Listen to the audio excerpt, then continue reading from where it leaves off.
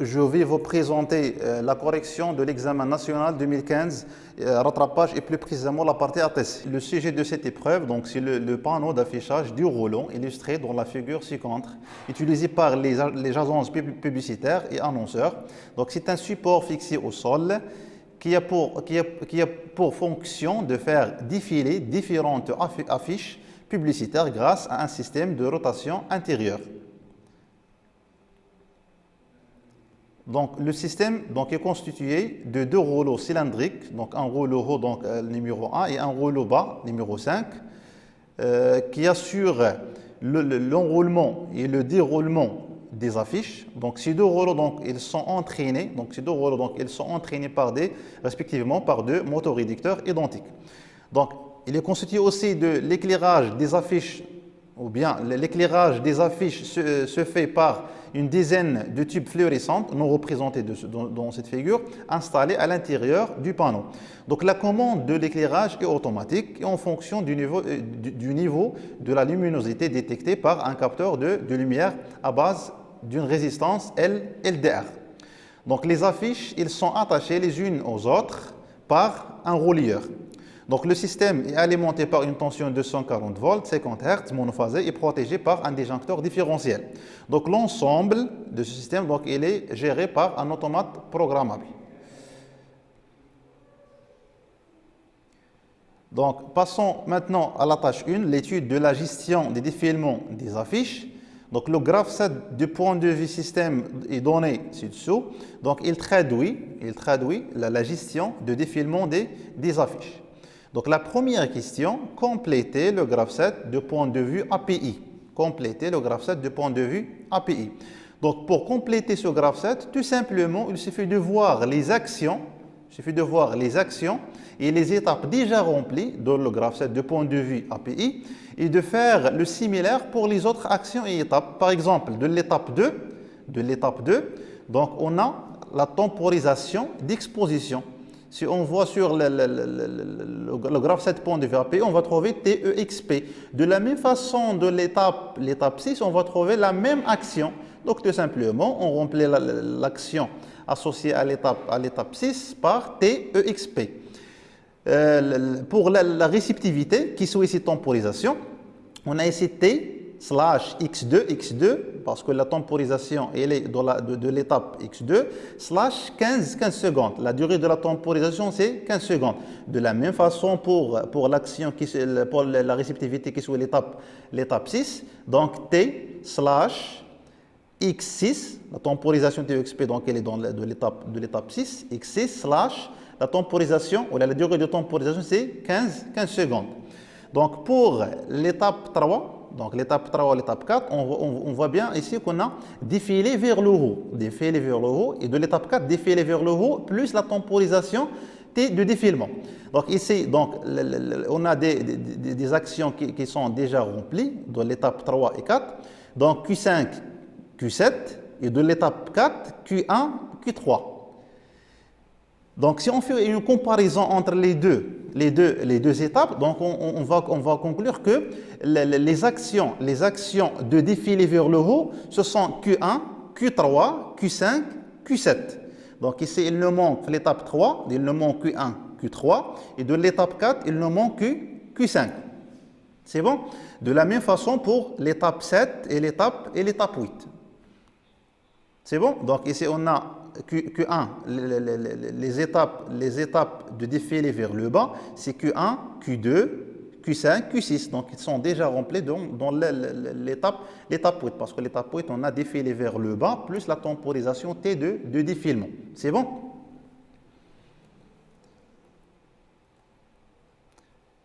Donc, passons maintenant à la tâche 2, donc l'étude de la gestion d'éclairage. Donc, le circuit de détection du niveau de la lumière est constitué par un ensemble des éléments, donc y compris un capteur de lumière photorésistance LDR qui est représenté par la résistance R0, aussi donc d'un circuit de conditionnement, donc un filtre passif plus un trigger de Schmitt. Enfin, on a un adaptateur de signal, donc qui est le transistor, avec des résistances bien sûr. Donc, commençons par le capteur de lumière. Donc, on admet qu'au moment du coucher de soleil, l'éclairement est de 400 lux. Donc, on peut exploiter cette donnée, donc 400 lux, dans cette figure. Donc, on voit bien l'éclairement en lux. Ici, la résistance R0. Donc, pour 400 lux, donc on a la résistance R0 égale 2 kΩ. Pour 400 lux, on a la résistance R0 égale 2 kΩ. Donc, la première question, calculer la valeur de la résistance R1. Calculer la valeur de la résistance R1 pour que V0 soit égal à 6,11 au moment du coucher de soleil. Donc, tout simplement, pour déterminer la valeur de la résistance R1, il suffit de faire un simple diviseur de tension dans ce montage. C'est-à-dire V0 égale la tension au borne des deux résistances qui est VCC fois la résistance R1 sur la somme des résistances. C'est bon? Donc, qui égale 6,11 parce que V0 est égal à 6,11. Maintenant, on veut la valeur de la résistance R1. Donc, il faut développer cette expression pour trouver la résistance R1. En fin de compte, on va trouver que R1 égale V0 fois R0 sur VCC moins V0. Donc, V0, la valeur de V0 c'est 6,11. La valeur de R0, donc, elle est l'équivalent à 400 lux, c'est-à-dire 2 kΩ. VCC il est égal à 12 volts et V0, comme on a dit, il est égal à 6,11. Donc, si on fait l'application numérique, on va obtenir 2,007 kΩ.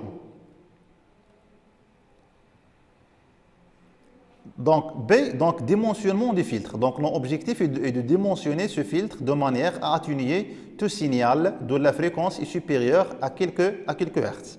Donc, on utilise ici un filtre passe-bas, donc un filtre passif passe-bas. Donc, la première, bien sûr, avec la résistance R égale 16 kΩ. La question 2, mettre l'expression de la fonction de transfert sur la forme suivante, c'est-à-dire V1 sur V0. On va la mettre sur la forme suivante. Et on va déduire l'expression de ω0. Donc, tout simplement, pour déterminer cette expression, on commence par un diviseur on commence d'appliquer le diviseur de tension dans ce montage. Donc, V1 égale V0 fois ZC, donc l'impédance ZC, sur la somme des impédances ZR plus ZC. C'est bon, on remplace ZC par son expression. On remplace ZC par son expression qui est égale 1 sur GC oméga et ZR qui est égale la résistance R. C'est bon, donc on va obtenir V1 sur V0 égale 1 sur GC oméga, la 1 sur GC oméga plus R. Développe les calculs, donc on va trouver 1 sur, donc T c'est V1 sur V0 qui est égal à 1 sur 1 plus GRC oméga. Pour déterminer ω0, donc on va faire l'égalité entre la fonction donnée et la fonction obtenue. Donc on fait une simple identification entre ces deux fonctions et on va obtenir ω0 égale 1 sur R fois C. La pulsation de coupure ω0 égale 1 sur la résistance fois la capacité. Donc à partir du diagramme de réponse du filtre, donc ici on a un diagramme d'amplitude de la fonction de transfert précédente.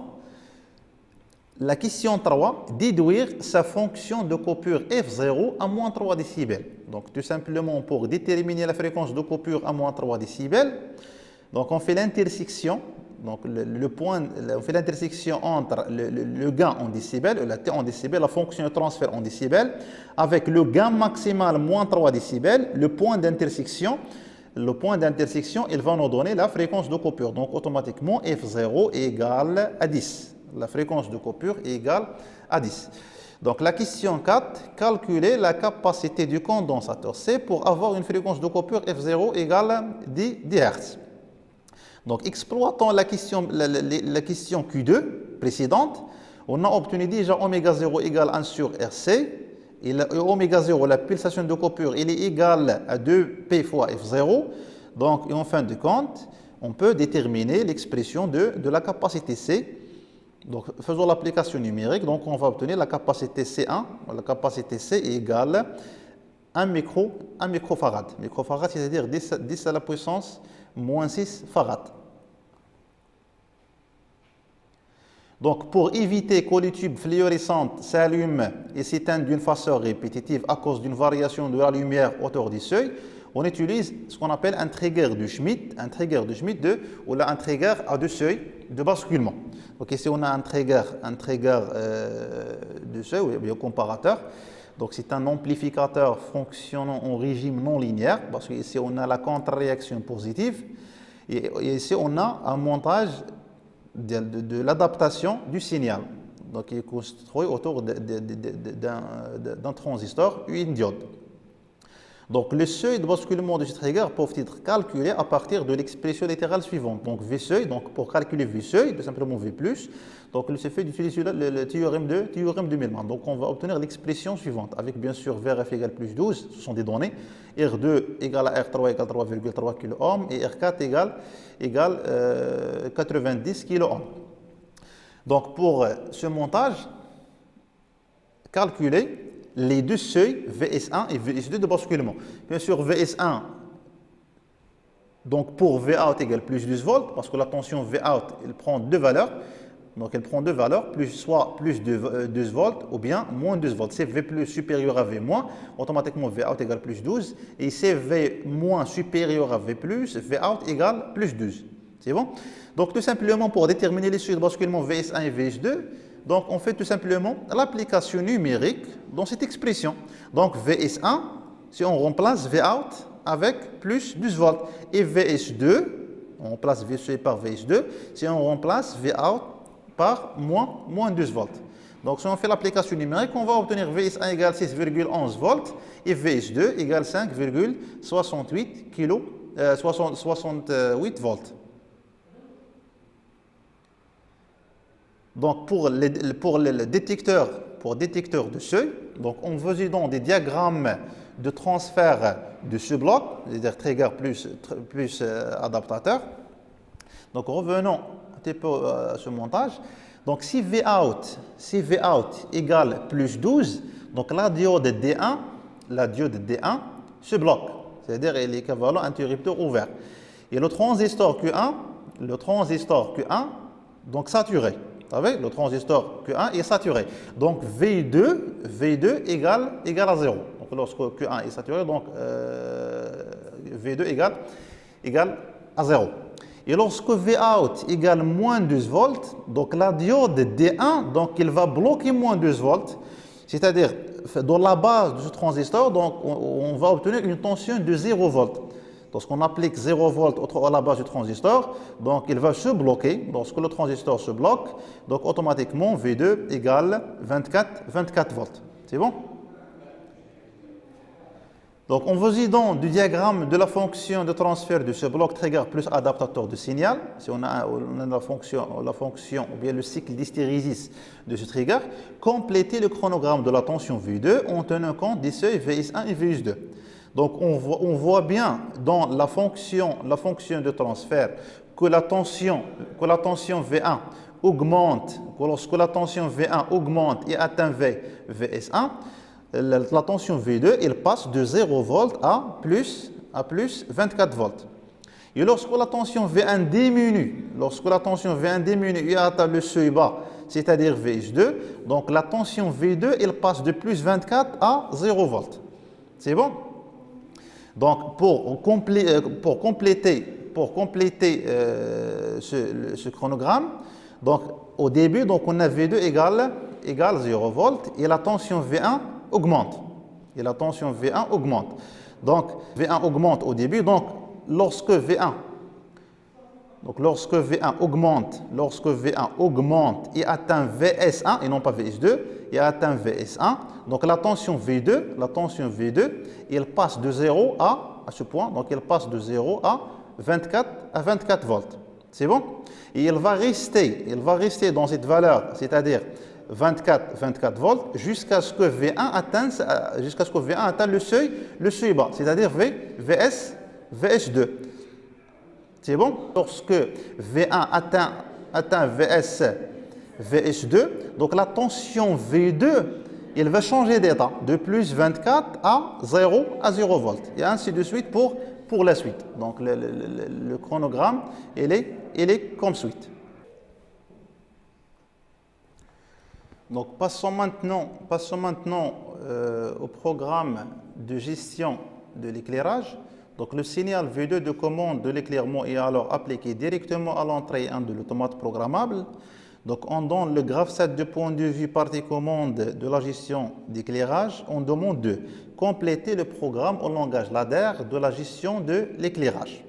Donc on va compléter le programme ladder correspond à ce graphe 7. Donc le programme à compléter est comme suit. Donc pour déterminer l'expression SM, l'expression de SM3, c'est-à-dire la condition d'activation de l'étape 3, tout simplement, on a déjà dit que l'équation d'activation d'une étape, c'est l'étape précédente fois la réceptivité précédente. Et l'équation de désactivation d'une étape, c'est l'étape suivante. Donc pour déterminer l'équation d'activation de l'étape 3, donc c'est la réceptivité précédente, I en barre fois T slash X2 slash 30 secondes, fois l'étape précédente M2. C'est bon? Et pour la condition, l'équation d'activation de l'étape 3, c'est l'étape suivante. L'étape suivante, c'est M1. Donc elle est déjà remplie. Et pour l'action TT1, donc on voit bien que la temporisation T donc, se trouve dans l'action ou bien dans l'étape 2. C'est-à-dire l'équation de cette action est M2. De la même façon pour Q4, donc l'action Q4, elle se trouve dans l'action ou bien de l'étape 3. Donc l'équation de Q4, c'est M3. Donc ici, on utilise les contacts ladder. Parce qu'on a une autre possibilité, c'est les contacts électriques. Merci pour votre attention et on vous donne rendez-vous dans un autre sujet d'examen, Inch'Allah.